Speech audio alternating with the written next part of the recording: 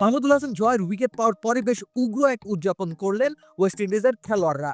মূলত তাদের সকল রাগের কারণ সম্ভবত নাহিদ রানা। তাকেই 22 গজে আসতে বললেন যেন জ্যাডন সিলস। নাহিদ রানা কি পরিমাণ ধ্বংসযজ্ঞ চালিয়েছেন তার প্রমাণ পাওয়া গেছে ওয়েস্ট ইন্ডিজ যখন বোলিং করতে নেমেছে। দলগত স্লেজিং এর মাত্রা যেন কয়েক গুণ বাড়িয়ে দিলেন ক্যারিবিয়ান খেলোয়াড়রা। আম্পায়ার কুমার ধর্মসেনা ক্রেগ ব্র্যাথওয়েটকে দেখে সীমারেখা মনে করিয়ে দিলেন। এরপরও প্রায় প্রতিটা বলে জ্যাডন সিলসরা তেড়ে এসে তীর্যক সব মন্তব্য ছুড়ে দিয়েছেন জয়দের দিকে। এমনকি উইকেটের পেছনে থাকা স্লিপের ফিল্ডাররা বল শেষ হওয়ার সুযোগ দিতে নারাজ। 22 গজ যেন বাংলাদেশের ব্যাটারদের জন্য রীতিমতো অগ্নি পরীক্ষার মঞ্চ হয়ে দাঁড়ালো।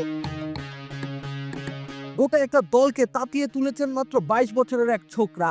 তার গতি কিমার রোচের কাঁধে আঘাত করেছে, নাইদের ছোড়া অগ্নিগোলক স্যামার জোসেফের মাথায় লেগেছে। তার ভয়ে ততস্থ থেকেছে ওয়েস্ট ইন্ডিজের গোটা ব্যাটিং অর্ডার। নিজেদের মাটিতে এমন ত্রাস কোনো মতেই যেন সহ্য হলো না সিলসদের।